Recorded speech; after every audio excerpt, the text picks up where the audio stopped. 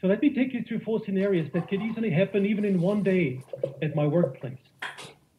So in the morning, a midwife might come to me and ask me and say, Andreas, I have a woman who's 24 weeks pregnant and she needs a specific medication.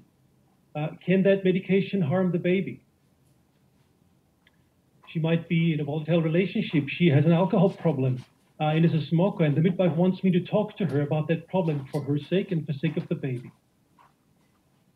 Now, I have brought you a picture of a 24-week ultrasound. My wife will hold it up. That's a modern 4D picture of an ultrasound at 24 weeks. While I'm talking to her, I'm urgently called away to the delivery suite, where another mother is giving birth to a 24-week-old baby. So I rush there, and there I will do everything possible and necessary to save that baby's life. Here's another picture of a 24-week-old baby at the neonatal intensive care unit.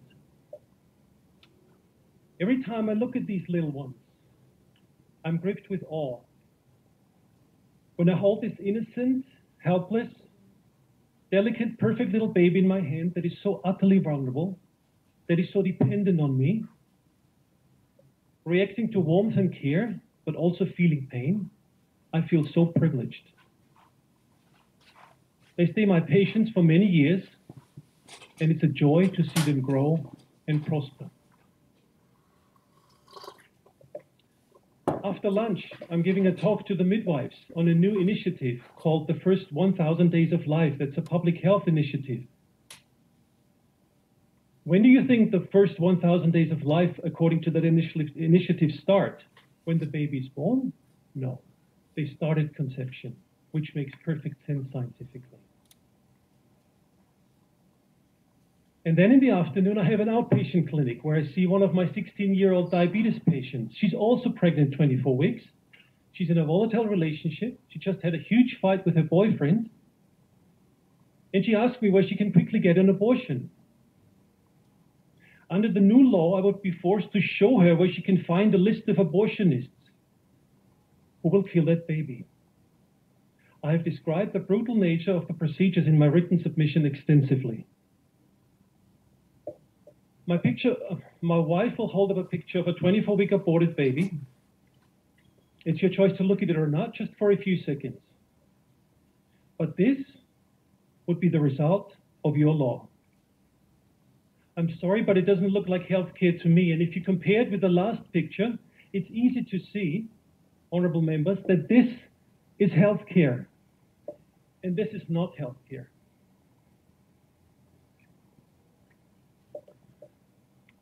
I can assure you I would never tell one of my patients where she could get a service like that. I will never be complicit in any way with abortion. So much for my freedom of conscience. But I want you to understand, on the same day, it's my job as a pediatrician to care for a 24-week-old baby in the womb of one mother, fight for the life of a 24-week-old baby, prematurely born, teach about the importance of the first 1,000 days of life, starting with conception, and then hand out a list of abortion providers to send another 24-weeker to its death. Can you see the contradiction in this? Can you see the insanity of this? All of them are babies of 24 weeks gestation, and all of them are my patients.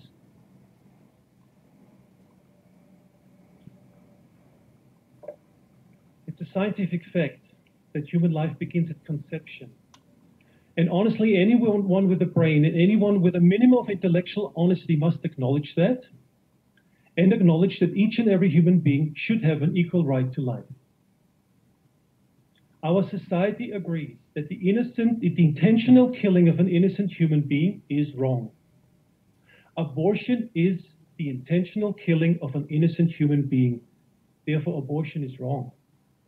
It's morally wrong. It's against science. It's against natural law. It's discriminatory. It's against equality. It's most certainly not healthcare for the baby. What about the human rights of the baby?